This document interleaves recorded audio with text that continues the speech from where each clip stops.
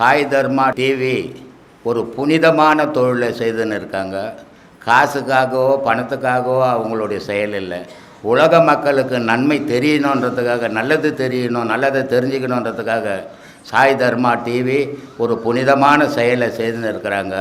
இதை பார்க்கக்கூடிய ரசிகர்கள் அத்தனை பேரும் இதை பாருங்கள், அவங்களுக்கு சப்ஸ்கிரைப் பண்ணுங்கள். அது அவங்கள இன்னும் மேலே மேலே ஊக்கப்படுத்துறதுக்கு ஒரு வழியாக இருக்கும். இதை உங்களை தாழ்மையோடு நான் கேட்டுக்கிறேன். ரொம்ப நன்றி, வணக்கம்.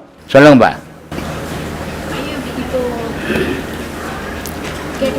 சொல்லுமா.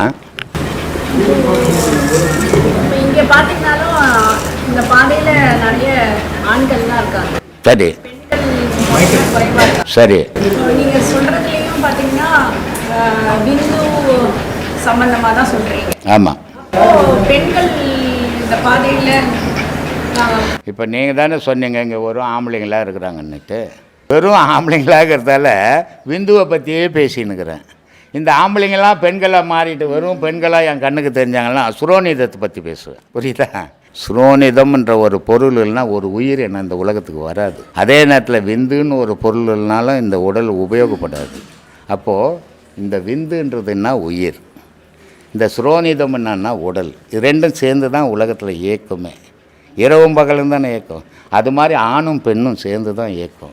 ஆணுக்கு சுரோனிதம் இல்லை, பெண்ணுக்கு சுரோனிதம் இல்லை அப்படிலாம் கிடையாது. ரெண்டு பேருக்கும் எல்லா பொருளும் சமமாக தான் இருக்குது.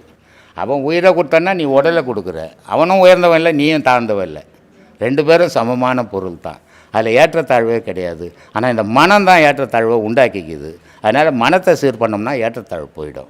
அதனால் ஆணு பெண்ணுன்றதே ஞானத்துக்கு கிடையாது. ஏன்னா பெண்ணுன்றதும் ஆணுன்றதும் உடல் அமைப்பு தானே தவிர ஆன்மாவுக்கும் உயிருக்கும் அது கிடையாது. உயிர் ஆன்மாவா பெண்வா கிடையாது. அதனால் அது இறைவனை அடையிறதுல தவறே கிடையாது. ஆண் தான் அடையணும், பெண் தான் அடையணும். இதில் என்ன ஆணுக்கும் பெண்ணுக்கும் ஒரு வித்தியாசம்னா, பெண்ணுன்றவன் இப்போ ஆணுன்றவன் மதுரையிலேருந்து வரான், ஒரு ஒண்டியாக வந்துடுறான். இங்கே பெண்ணுன்றவன் ஒண்டியாக வர முடியாது. ஒரு அச்சம், குடும்பத்தில் விடமாட்டாங்க, ஒரு பயம். இந்த பயம் பெண்ணுக்கு இருக்கிறதால இங்கே பெண்கள் கம்மி. அந்த பயம் இல்லாமல் இருக்கிறதால ஆண்கள் ஜாஸ்தி. இவ்வளோ தான். ரெண்டு பேரும் சமந்தான்.